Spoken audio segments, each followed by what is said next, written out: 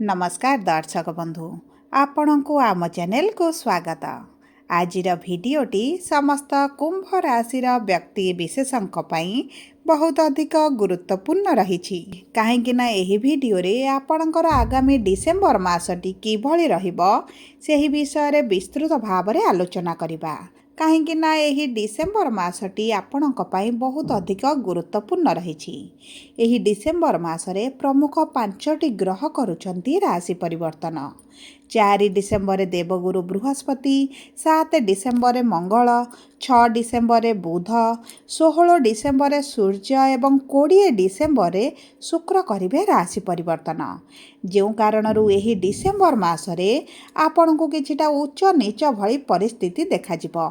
किंतु केउं क्षेत्र रे उच्च नीच भली परिस्थिति आपण देखिबे, केउं क्षेत्र रे आपण को सतर्क रहिबाकू पड़िबो सेही विषय रे एही भिडियो रे विस्तृत भाव में आलोचना करिबा। ता सहित आपण को किछिटा सहज प्रतिकार मध्य एही भिडियो रा शेष भाग रे दिया जिवो, जहाँ आपणकर अशुभत्व को दूर करी शुभाशुभ फल को द्विगुणित करिबो। किंतु भिडियोटी को आरंभ करने पूर्वरु जदि आपणकर भी कुंभ राशि होई थाए एवं आपण भी ईश्वर को आंतरिक भक्ति एवं विश्वास करती तेबे भिडियोटी को लाइक करंतु। कमेंट बॉक्स रे जय जगन्नाथ जय माँ लक्ष्मी अवश्य लिखि दियंतु। ता सहित आम सह जोगाजोग करिबा पई वीडियोर मध्य भाग रे एक व्हाट्सएप नंबर टिए दिया जाइछि।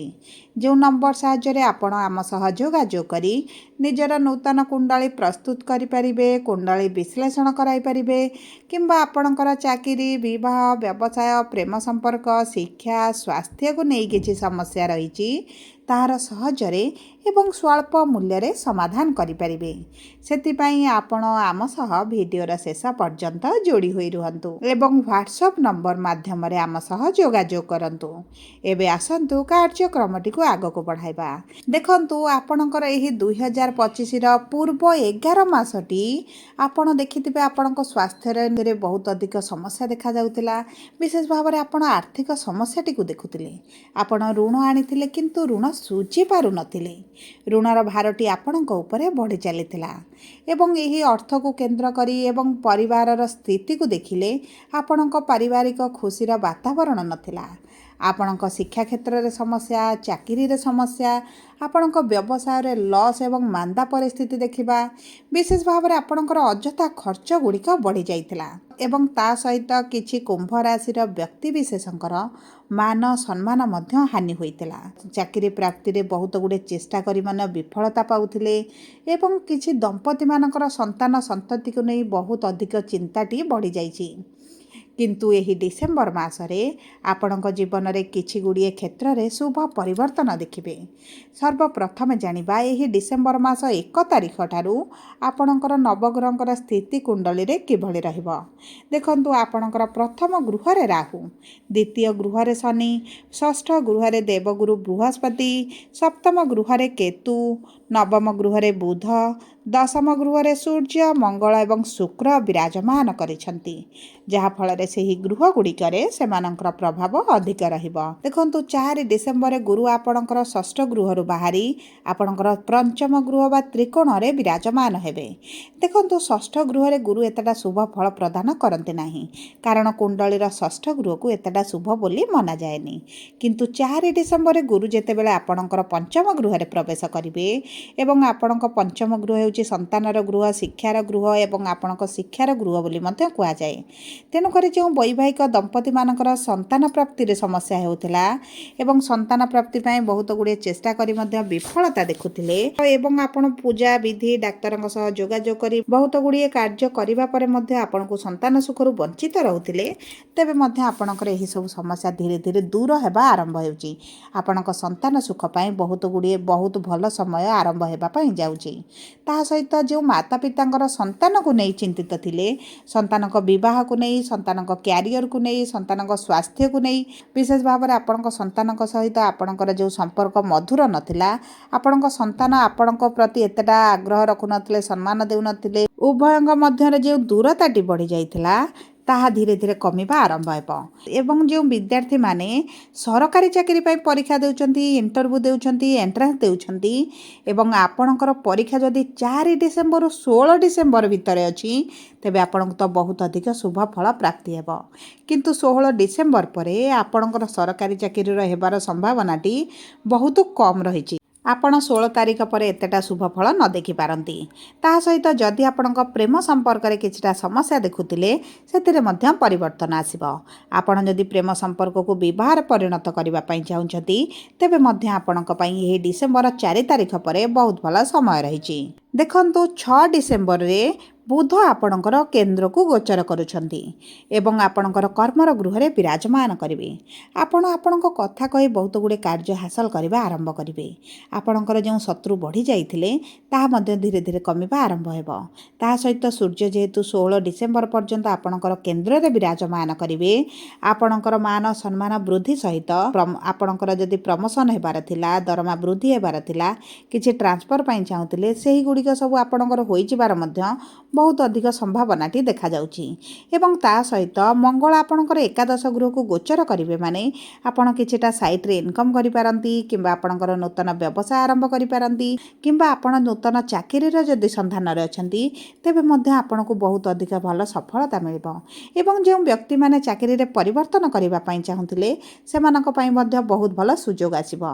ଆପଣ ଯଦି ଏହି ସମୟ ମଧ୍ୟରେ ଅର୍ଥକୁ କେଉଁଠାରେ ଇନଭେଷ୍ଟ କରନ୍ତି, ସେଥିରେ ମଧ୍ୟ ଆପଣଙ୍କୁ ଲାଭ ପ୍ରାପ୍ତି ହେବ। ଏବଂ ଆପଣ ଯଦି ଇନଫ୍ଲୁଏନ୍ସର ଅଛନ୍ତି, ଆପଣଙ୍କର ଶିକ୍ଷକତା କରୁଛନ୍ତି କିମ୍ବା ଆପଣ ସୋସିଆଲ ମିଡ଼ିଆରେ ଅଛନ୍ତି, କଳାକାର ଅଛନ୍ତି, ଗୀତିକାର ଅଛନ୍ତି, ଲେଖକ ଅଛନ୍ତି, ସେହିସବୁ କ୍ଷେତ୍ରରେ ଆପଣଙ୍କୁ ବହୁତ ଅଧିକ ସଫଳତା ମିଳିବା ପାଇଁ ଯାଉଛି। ଏବଂ ତା ସହିତ 7 ଡିସେମ୍ବର ମଙ୍ଗଳ ଯେହେତୁ ଆପଣଙ୍କର ଏକାଦଶ ଗୃହରେ ରହିବେ, ଆପଣଙ୍କର କିଛିଟା ମନସ୍କାମନା ପୂରଣ ହୋଇପାରେ। ଆପଣଙ୍କର ଯାହା ବି ଅଭିଳାଷ ଥିଲା, ତାହା ମଧ୍ୟ ଧୀରେ ଧୀରେ ପୂରଣ ହେବା ଆରମ୍ଭ ହେବ। ଏବଂ ଦେଖନ୍ତୁ, ଯଦି ଆମେ ଦେଖିବା ଆପଣଙ୍କର ଆର୍ଥିକ ସ୍ଥିତିକୁ, ତେବେ ଆପଣଙ୍କର ଆର୍ଥିକ ସ୍ଥିତି ମଧ୍ୟ ବହୁତ ଭାବରେ ପ୍ରଭାବିତ ହେବ। କାରଣ ଆପଣଙ୍କର ଆର୍ଥିକ ଗୃହରେ ଶନି ବିରାଜମାନ କରିଛନ୍ତି। ଏବଂ ଦେଖନ୍ତୁ, ଏହି ଡିସେମ୍ବର ମାସରେ ଆପଣଙ୍କର ଟିକେ ଖର୍ଚ୍ଚକୁ ବୃଦ୍ଧି କରିବେ। ଆପଣଙ୍କର ନିଜ ପାଇଁ କିଛି ଖର୍ଚ୍ଚ କରିପାରନ୍ତି କିମ୍ବା ଆପଣଙ୍କ ପ୍ରିୟଜନଙ୍କ ପାଇଁ କିଛି ଖର୍ଚ୍ଚ ହୋଇପାରେ। କିନ୍ତୁ ଆପଣଙ୍କର ଅର୍ଥ ଖର୍ଚ୍ଚ ନିଶ୍ଚିତ ଭାବରେ ହେବ, କାରଣ ଆପଣଙ୍କ ଦ୍ୱାଦଶ ଗୃହର ସ୍ୱାମୀ ଶନି ଆପଣଙ୍କର ଦ୍ୱିତୀୟ ଗୃହରେ ବିରାଜମାନ ହୋଇଛନ୍ତି। କିଛିଟା ଅର୍ଥ ମେଡ଼ିକାଲରେ ମଧ୍ୟ ଆପଣଙ୍କର ଖର୍ଚ୍ଚ ହୋଇପାରେ। ସେଥିପାଇଁ ନିଜ ସ୍ୱାସ୍ଥ୍ୟର ବହୁତ ଅଧିକ ଯତ୍ନ ନେବାର ଆବଶ୍ୟକତା ରହିଛି। ଏବଂ ରାହୁ ଯେହେତୁ ଆପଣଙ୍କର ପ୍ରଥମ ଗୃହରେ ଅଛନ୍ତି, ଆପଣଙ୍କର ମୁଣ୍ଡ ବ୍ୟଥା, ମୁଣ୍ଡରେ ସମସ୍ୟା ହେବା, ଆପଣଙ୍କର ଥଣ୍ଡା, ଜ୍ୱର, ଖାସ, ସର୍ଦ୍ଦି ହେବା, ପେଟରେ ଗ୍ୟାସ୍ ଭଳି ସମସ୍ୟା ମଧ୍ୟ ଆପଣ ଟିକେ ଦେଖିପାରନ୍ତି। ସେଥିପାଇଁ ଆପଣ ବାହାର ଖାଦ୍ୟକୁ ଯେତେ ବର୍ଜନ କରିବେ, ଆପଣଙ୍କ ପାଇଁ ତାହା ଶୁଭଦାୟକ ରହିବ। ତା ସହିତ ଦେଖନ୍ତୁ, 16 ଡିସେମ୍ବରରେ ସୂର୍ଯ୍ୟ ଯେତେବେଳେ ଏକାଦଶ ଗୃହରେ ପ୍ରବେଶ କରିବେ, ଆପଣଙ୍କର ଅର୍ଥ ଯଦି କୌଣସି ଠାରେ ଫସିକି ରହିଛି, ତାହା ଆପଣଙ୍କୁ ପ୍ରାପ୍ତ ହୋଇଯିବ। ଆପଣଙ୍କର ସରକାରୀ ସ୍ତରରେ ହେଉ, ସାଙ୍ଗସାଥି, ପ୍ରିୟଜନ, ପରିବାର ବର୍ଗ ହୁଅନ୍ତୁ, ଆପଣଙ୍କର ଅର୍ଥ ଆପଣଙ୍କୁ ଧୀରେ ଧୀରେ ମିଳିବା ଆରମ୍ଭ ହେବ। କିନ୍ତୁ ଆପଣଙ୍କୁ ଟିକେ କଠୋର ହେବାକୁ ପଡ଼ିବ। ତା ସହିତ 20 ଡିସେମ୍ବରରେ ଶୁକ୍ର ଯେତେବେଳେ ଆପଣଙ୍କର ଧନୁ ରାଶିରେ ପ୍ରବେଶ କରିବେ, ମାନେ ଆପଣଙ୍କର ଏକାଦଶ ଗୃହକୁ ଯିବେ, ଆପଣଙ୍କର ବିବାହର ଯୋଗ ମଧ୍ୟ ବହୁତ ଭଲ ରହିବ। କାରଣ ଗୁରୁ ଆପଣଙ୍କର ପଞ୍ଚମ ଗୃହରେ ବିରାଜମାନ କରି ଆପଣଙ୍କର ପ୍ରଥମ ଗୃହକୁ ଦୃଷ୍ଟି ଦେବେ। ଯେଉଁ ବୈବାହିକ ସମ୍ପର୍କରେ ମନମାଳିନ ମତଭେଦ ଚାଲିଛି, ପତି ପତ୍ନୀଙ୍କ ମଧ୍ୟରେ ଏତେଟା ସମ୍ପର୍କ ମଧୁର ନାହିଁ, ତେବେ ମଧ୍ୟ ଆପଣଙ୍କ ସମ୍ପର୍କରେ ଧୀରେ ଧୀରେ ପରିବର୍ତ୍ତନ ଦେଖିବେ। ପତି ପତ୍ନୀଙ୍କ ମଧ୍ୟରେ ମଧୁରତା ବଢ଼ିବ, ଉଭୟ କୌଣସି ସ୍ଥାନକୁ ବୁଲିବାକୁ ଯାଇପାରନ୍ତି, କିଛି ଆପଣଙ୍କୁ ଉପହାର ମିଳିପାରେ କିମ୍ବା ଆପଣଙ୍କ ସାଥୀଙ୍କ ସହିତ କିଛି ମନୋରଞ୍ଜନ କାର୍ଯ୍ୟକ୍ରମରେ ଯୋଗ ଦେଇପାରନ୍ତି। ଦେଖନ୍ତୁ, ଆପଣଙ୍କର ପରିବାର ଠାରୁ ଯଦି ଆପଣ ଅଲଗା ରହିବା ପାଇଁ ଚାହୁଁଥିଲେ, ତାହା ମଧ୍ୟ ଆପଣଙ୍କର ହୋଇପାରେ। ସବୁ ପରେ ଯେଉଁ ଦମ୍ପତିମାନେ ଅଲଗା ହେବା ପାଇଁ ଡିସିସନ୍ ନେଇଯାଇଛନ୍ତି ଏବଂ ତାଙ୍କର ପୋଲିସ, କୋର୍ଟ, କଚେରୀ ପର୍ଯ୍ୟନ୍ତ କଥା ପଳାଇଛି, ସେମାନେ ଯଦି ଅଲଗା ହେବା ପାଇଁ ଚାହୁଁଛନ୍ତି, ତେବେ ମଧ୍ୟ ଆପଣଙ୍କର ସମାଧାନ ହୋଇପାରେ। ଆପଣଙ୍କ ମେଣ୍ଟେନାନ୍ସ ମିଳିପାରେ, ଆଲମିନି ମିଳିପାରେ ଏବଂ ଯେଉଁ କାରଣରୁ ଆପଣଙ୍କର ଅର୍ଥ ଯାହା ବି ଫସିକି ରହିଛି, ତାହା ଆପଣଙ୍କୁ ପ୍ରାପ୍ତ ହୋଇଯିବ। ଯଦି ଆମେ ଦେଖିବା ଆପଣଙ୍କର ପାରିବାରିକ ସ୍ଥିତିକୁ, ଭୂମି, ଘଡ଼, ଗାଡ଼ିର ଯୋଗକୁ, ତେବେ ଦେଖନ୍ତୁ, ଶୁକ୍ର ଆପଣଙ୍କର ଦଶମ ଗୃହରେ ବିରାଜମାନ କରି ଆପଣଙ୍କ ଚତୁର୍ଥ ଗୃହକୁ ଦୃଷ୍ଟି ଦେଇଛନ୍ତି। ଏହାର ଅର୍ଥ ହେଉଛି ଭୂମି ସୁଖ କରିପାରନ୍ତି, କିଛି ଜାଗା କିଣିପାରନ୍ତି, ଗାଡ଼ି କିଣିପାରନ୍ତି। ତା ସହିତ ଆପଣଙ୍କର ଯଦି କିଛି ଗୃହ ପ୍ରବେଶ କରିବାର ଅଛି, ଘର କରିବାର ଅଛି, ତେବେ ମଧ୍ୟ ଆପଣଙ୍କ ପାଇଁ ଶୁଭଦାୟକ रही सहित आपणकर चतुर्थ गृहर स्वामी जेहेतु शुक्र अच्छा आपणकर सुख सुविधार वृद्धि पाइब मानसिक शांति अनुभव करेंगे आपण मानसिक खुशी बढ़ीज कौन ना कौन कारण आपण मित्र बंधु को आप भेटी पारती आपण पितामाता जदि दूर रोते एकत्र हो पारती देखूँ आपण सुख सुविधार निश्चित भाव में प्रभाव पड़ो सबुपर जदि आपण कुंडली शनि भल स्थिति थे तेज आपण सफलता आपन को बहुत अधिक प्राप्त हो सबुपर अशुभत्व को दूर करने आपण प्रतिदिन शनिकर बीज मंत्र जप करूँ कारण आपणकर शनिकर 7.5 चली आपण प्रतिदिन हनुमान चालीसा पाठ करूँ सूर्य को प्रातः समय तंबा पात्र में जल अर्पण करूँ एवं गुरुंकर बीज मंत्र प्रतिदिन 108 थर पाठ करूँ आपणकर विवाह जोगरे भल शुभ परिवर्तन आसब सबुपर जदि आपणकर कुंभ राशि होता है वीडियोटी किभली लगिला कमेंट बॉक्स रे लिखि जणातु जदि आपणकर प्रियजनकर कुंभ राशि होता है वीडियोटी तांका सह शेयर करंतु जदि प्रथम थर आम चैनल को आसी चैनल टी को सब्सक्राइब करंतु धन्यवाद।